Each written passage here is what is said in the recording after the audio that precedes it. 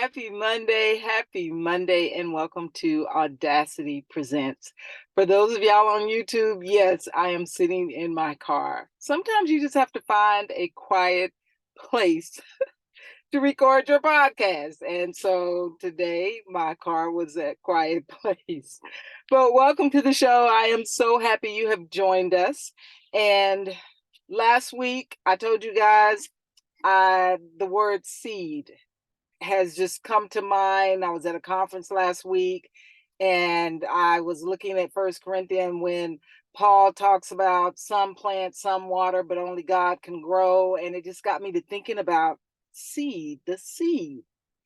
And so I said, this is probably going to be a series because my curiosity of how God and used the seed in scripture has just piqued my interest, right? So I started off down a rabbit trail, down a rabbit hole, whatever you want to call it. And I'm like, let me see how the word seed is used. And what I found starting off is that the word seed in the New American, the NASB, New American Standard Bible, that's what that stands for. The word seed is recorded 206 times. Okay. 183, I think, verses we see the word seed, maybe once, maybe twice, but that's a lot when it's talking about seed. And so I'm thinking, okay, Mary, how are you going to get into this? How are you going to research and put this together? So I'm like, well, let me go back and let me just start from the very first place that it mentions the word seed. And that is in Genesis 1:11. It said, then God said, let the earth sprout vegetation, plants yielding seed, and fruit trees on the earth, bearing fruit according to their kind, with seed in them. And it was so.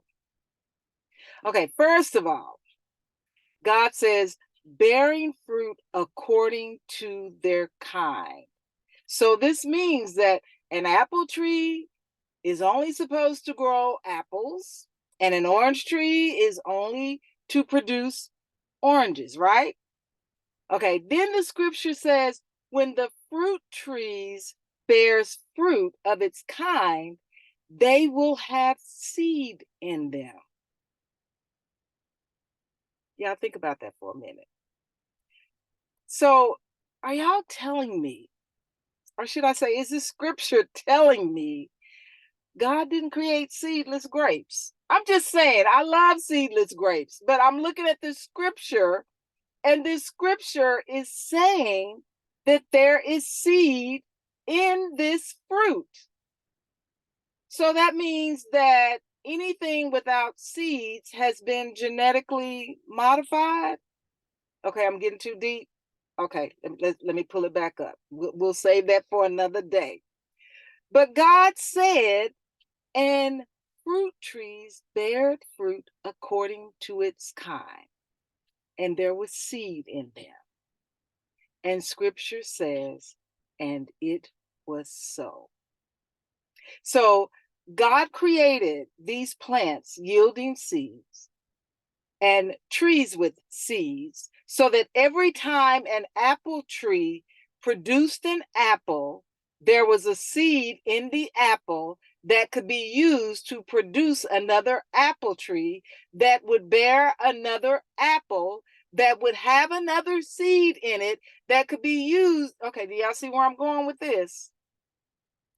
Do y'all see where I'm going with this? Do y'all see what God has created just in allowing these fruit trees to yield seed? So if you don't see where I'm going with this, let me say this. When God speaks, He creates provision, and it's not just for the moment. His provisions are everlasting. Okay, let me rewind.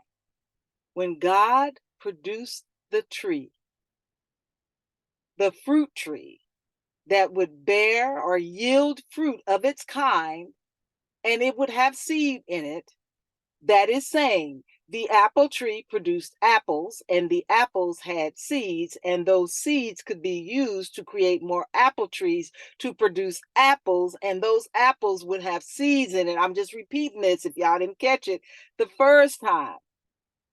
When God speaks, he creates provisions, and it's not just for the moment, it is everlasting.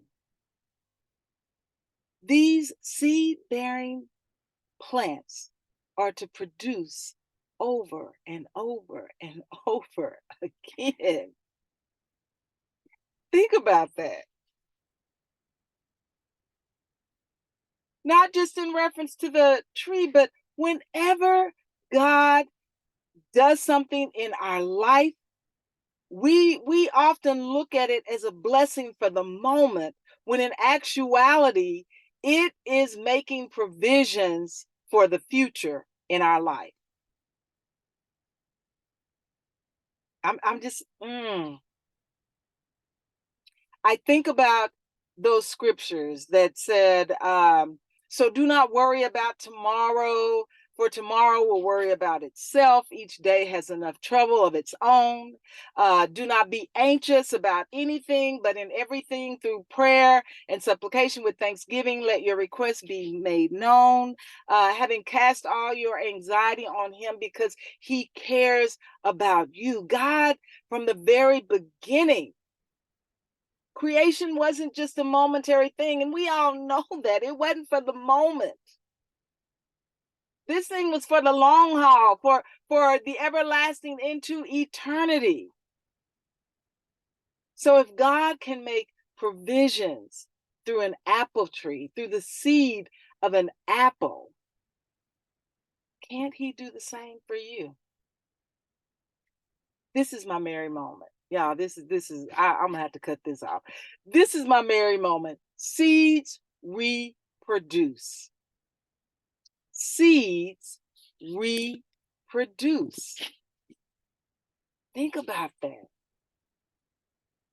We've talked about the seed, planting the seed, and one person planting, one person watering, but God is the only one that can make it grow. And then this week, we're talking about these seed-bearing fruits that God created, that he spoke into existence, that were made to yield its own kind and contain seeds that could be used to reproduce over and over and over. The audacity of the seed. Yeah, this is gonna be a good series. This is gonna be a really good series. So this is my replay for the week. Travis Green, Made a Way. Standing here, not knowing how we'll get through this test, but holding on to faith. You know best. Nothing can catch you by surprise. You got this figured out. You're watching us now. And when it looks like as if we can't win, you wrap us in your arms and step in, and everything we need, you supply. You got this in control. And now we know that you made a way. Y'all have a good week.